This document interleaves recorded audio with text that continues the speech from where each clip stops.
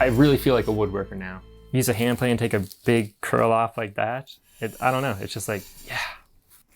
It's so cool. And it's so thin and light.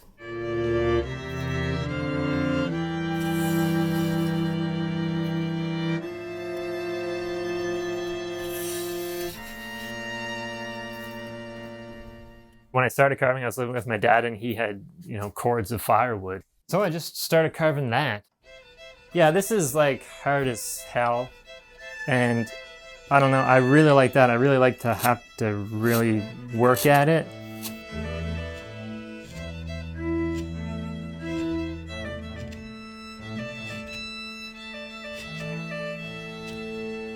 And then you have to use a mallet, especially for these circles, just doing the little bits.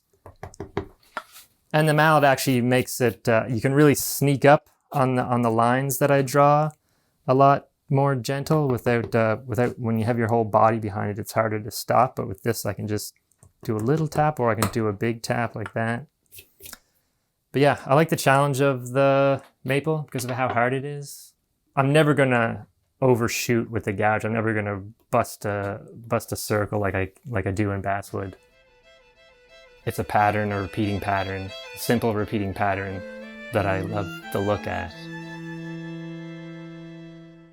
Concentric circles. Where do you see this? Where do you see concentric circles? Well, in the actual wood, in the trees. This is like a timetable. This is a calendar for the tree's life. Or for us, it could mark seconds, minutes, hours, weeks, months, whatever. They're like monuments of time. Oh, time. How do you describe time? Does it have a meaning? Then there's this walnut. It's like in between the hard maple that I carve and the basswood as far as hardness. Again, I don't need a mallet for it. I can usually do it all by hand. But it's just the dark color. I just love it so much. There's just so much more character in it and the grain. So it looks more serious to me. Yeah, I'm just realizing that. It definitely looks more serious. Like, yeah. I love walnut.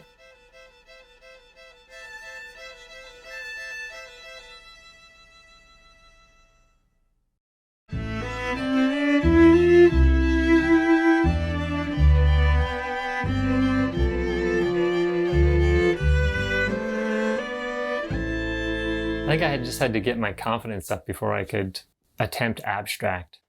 It wasn't painted or anything. I don't think the concentric circles were carved yet, but I'd at least drawn out the shape. When I was carving it, I was just going to do all circles, and then I saw this knot, and it was going to be like way more difficult to carve that knot. So I was like, I'll just try this random abstract shape.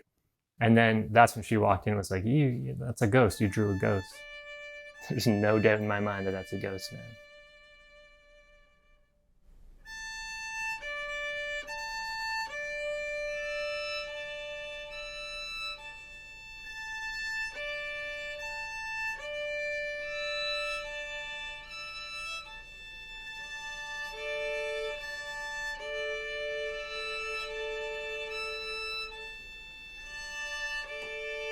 We've been working with wood for like thousands of years with little hand tools. And I was like, all right, all I need is a knife to start.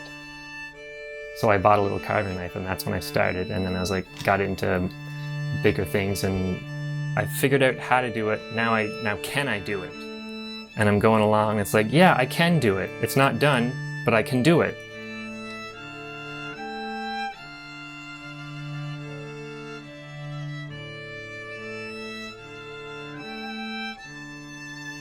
Just chasing that like feeling of just succeeding in what you're trying to do, I guess.